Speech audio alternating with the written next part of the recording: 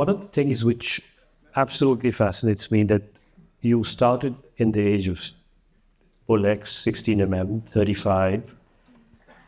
You even shot on a DV camera. Vietnamese Social Club was on a DV and a DGP. So you never really, when I look back, when I have to make a film, I always try and see what is the best format or somewhere that aspect gets on to me rather than just moving with what you have or is that something which you really think about or you think about it's more important to capture with any tool or how does that come to you? Well, there's a thing about film, and then for a while there was only film. That was the only way you had to capture reality. For about 100 years, there was just film, and then video came up, and then digital. But what I was going to say is, I think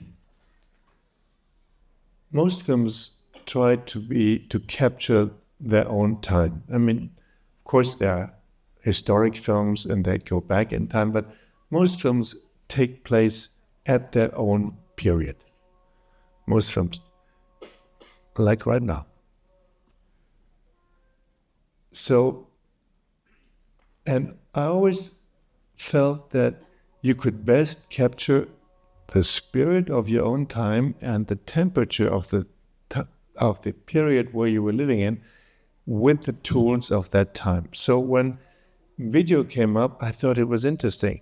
It was not as good technically as film, but it had a different way to capture something that was contemporary. And then digital tools came up, and again I felt with these digital tools, you could film contemporary life in a more appropriate way, and it almost became a little bit nostalgic to film contemporary life on film, because I felt even on an iPhone or on a smartphone, you can catch something if you film today that a film camera could do that well. So I always feel that the technology as it's evolving has a relation to the reality of your day.